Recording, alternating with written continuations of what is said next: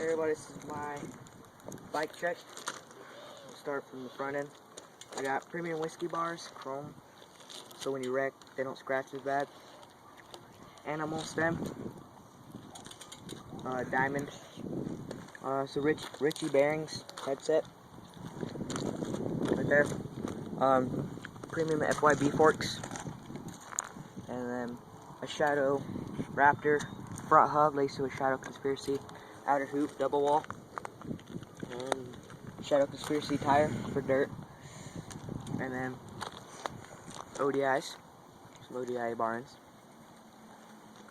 and then got Odyssey twists, JCPCs, and clear pinkish reddish, and then I got the premium forks or cranks, 3-piece. Not actually stolen, named. Shadow Conspiracy half link. Some animal bearings in there.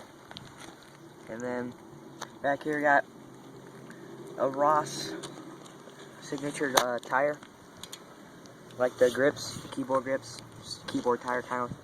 And then we got Madeira back hub, graffiti color, laced to a Demolition Zero outer hoop.